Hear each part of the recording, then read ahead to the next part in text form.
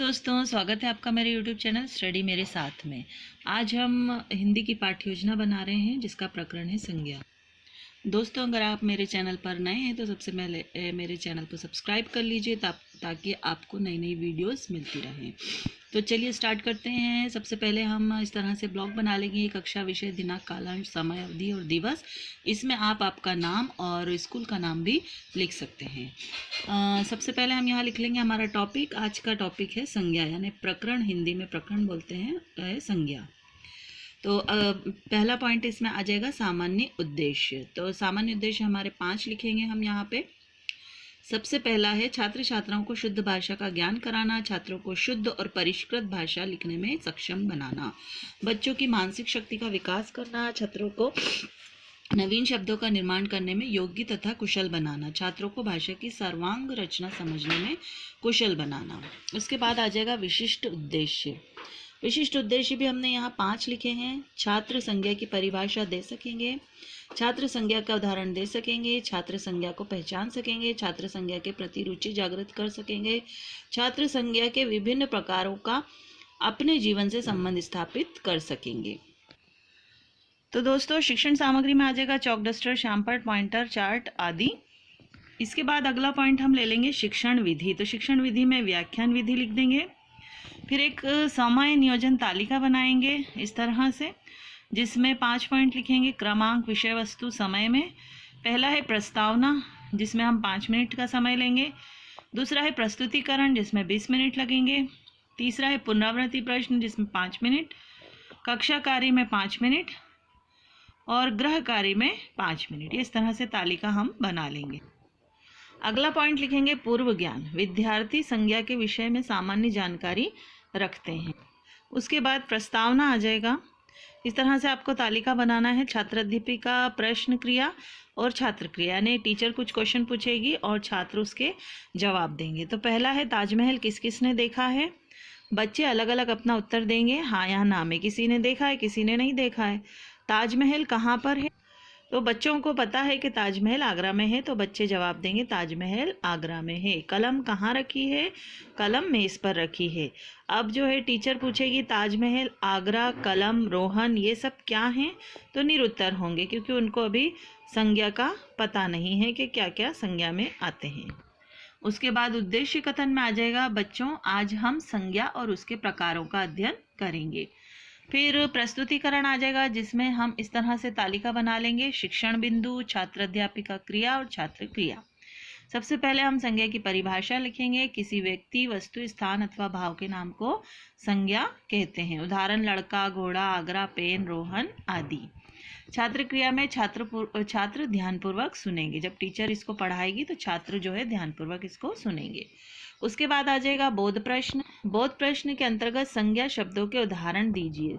तो राम, दिल्ली, जंगल आदि। बच्चों को जैसा समझ में आया वैसा उन्होंने उत्तर दिया। संज्ञा के प्रकार बताएगी टीचर। तो संज्ञा के 3 प्रकार हैं, व्यक्तिवाचक संज्ञा, जातिवाचक संज्ञा और भाववाचक संज्ञा। अब फिर जो प्रकार हमने 3 लिखे हैं उसकी संज्ञा की परिभाषा बताएंगे। जैसे व्यक्तिवाचक संज्ञा की परिभाषा बताएंगे, जो संज्ञा शब्द किसी विशेष प्राणी, वस्तु अथवा स्थान का बोध कराते हैं उन्हें व्यक्तिवाचक संज्ञा कहते हैं।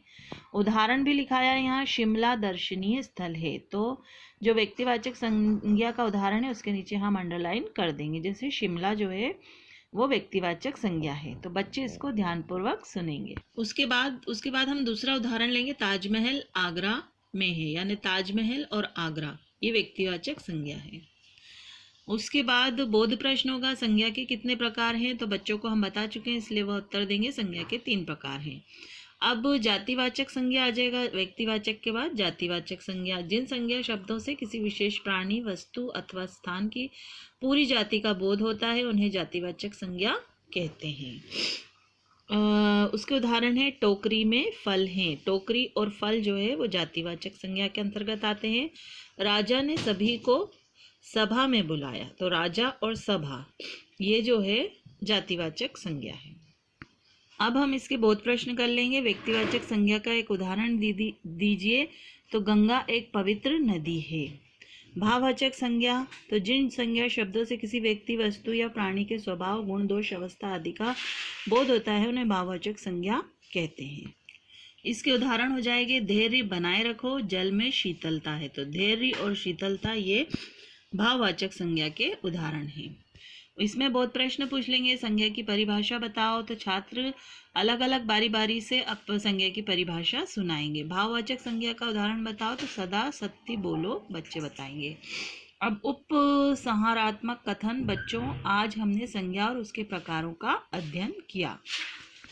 उसके बाद ये तालिका खत्म हो जाएगी। उसके बाद हम पुनरावृत्ति प्रश्न की एक ऐसी तालिका बना लेंगे जिसमें क्रमांक, छात्र अध्यापिका क्रिया और छात्र क्रिया आ जाएगा। जिसमें पहला होगा कि संज्ञा किसे कहते हैं, तो बच्चे जो है अपना उत्तर देंगे। किसी व्यक्ति, वस्तु, स्थान या भाव के नाम को संज्ञा कहते हैं। संज्ञा के कितने प्रकार हैं, तो संज्ञा के 3 प्रकार हैं। संज्ञा के उदाहरण बताओ, तो आगरा, मोहन, पेन, किताब आदि। अब अगला पॉइंट आ जाएगा कक्षा कार्य। कक्षा कक्ष कार्य में आ जाएगा व्यक्तिवाचक संज्ञा के 2 उदाहरण दीजिए, भाववाचक संज्ञा के कोई 2 उदाहरण दीजिए। गृह कार्य में हम दे देंगे घर से संज्ञा की परिभाषा और उसके प्रकार को लिखकर लाना है। श्याम पट कार्य, तो श्याम पट कार्य के अंतर्गत यहाँ पे हमने संज्ञा की परिभाषा लिखाई है, आप उसके प्रकार लिखा दीजिए या उसके उदाहरण लिखा दीजिए, जो भी लिखाना हो। इस तरह से आप श्याम पट कार्य करा सकते हैं। उम्मीद करती हूँ आपको मेरी वीडियो अच्छी लगी होगी। अच्छी लगे तो लाइक ज़रूर कीजिए, शेयर कीजिए, कमेंट करके बताइए कि आपको कौन सी और पाठ्य योजना चाहिए। Thank you for watching.